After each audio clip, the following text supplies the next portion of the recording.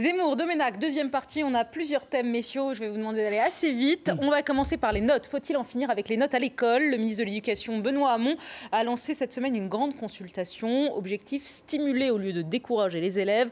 La droite est contre, dénonce une initiative laxiste. Écoutez les principaux intéressés. S'il n'y a pas de difficulté, après on fait rien et on se laisse aller. Ouais. Je sais qu'il y a des gens que ça motive d'avoir des mauvaises notes, mais je connais pas mal de gens, dont moi, qui sont plutôt découragés. Enfin, quand on a une mauvaise note, on est abattu, ça donne pas envie d'aller plus loin, ça donne juste envie de s'enterrer. Que dire de ce plan déjà? Je sais pas qui a filmé. Zemmour, il faut que vous demandiez d'aller vite parce que c'est un diesel à réaction, vous savez, donc il commence lentement. C'est original, ça. Alors, les notes, pour, contre.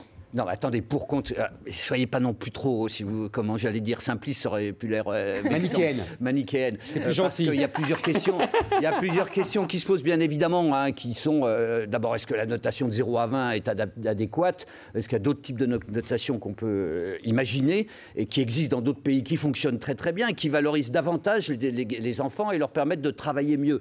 Alors, il faut distinguer aussi les enseignants, comment ils exercent ce barème de notation. On a tous connu, en tout cas moi, des enseignants qui notaient à merveille et d'autres qui étaient des peaux de vache et qui, au fond, trouvaient la prétexte à sadiser leur métier. Mais bon, il y en avait quelques-uns. Et enfin, je terminerai sur un point en disant que j'ai connu, à travers mon père, des hommes qui, comme Zemmour aussi, comme Finkielkraut, sont vraiment des turiféraires de la notation. Et puis, mon père, qui était un philosophe, un jour, j'ai pompé un extrait d'un de ses livres et c'était la seule partie qui était soulignée en rouge par l'enseignant. Il y avait écrit « mal dit » et tout là. Et il en a été meurtri. Et je lui dis, alors toi qui es au fond l'adepte d'une sanction, etc., tu ne supportes pas qu'on t'humilie comme ça, effectivement. Voilà, c'est pour montrer qu'il peut y avoir des contradictions, même chez ces zélotes de la notation arbitraire. Alors, les zélotes. L'humiliation a du bon. Ah. Mais oui, mais oui, mais oui. Oui, surtout quand elle écrase. Bon, mais non, mais on a tous connu ça. Mais soit ça forge le caractère. Ça forge le caractère. Ça forge le caractère, ou alors c'est pas grave, tu mérites pas, tu resteras toujours. Et puis la note, c'est quand même, ça permet, c'est toujours la même chose, c'est toujours la même chose, la même philosophie qui est, il faut que tout le monde soit accueilli, recueilli, toléré, quel que soit son niveau. C'est pas mal ce que tu dis, mais tu vas te laisser prendre. C'est une espèce d'humanisme. Une espèce de générosité, tu veux dire. Non, oui. Moi, ce que tu sais bien, c'est l'espèce d'universalisme post-chrétien qui est ridicule. Qu'est-ce qui vous arrive avec... Non, mais là, je croyais qu'il se convertissait. Non, pas du tout. C'est pour dénoncer, c'est toujours c'est de l'ironie.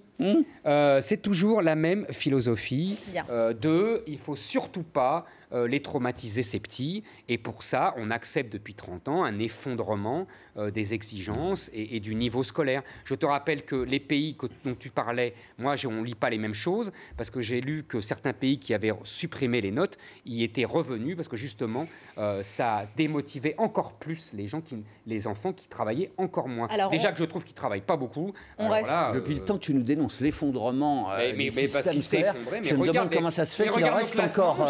Je me demande comment ça se fait. Regarde nos résultats. Non, il y a des difficultés. Non, il n'a pas raison. Non, ne soyez pas simpliste. Pardon. Il y a des secteurs de l'éducation qui ne réussissent pas. Il y a des inégalités qui se maintiennent, voire qui se renforcent dans ce système-là. Mais le système ne s'effondre pas. C'est en le caricaturant que vous contribuez à l'affaiblir encore davantage. Dis tout ça va mal. Dis tout ça va mal.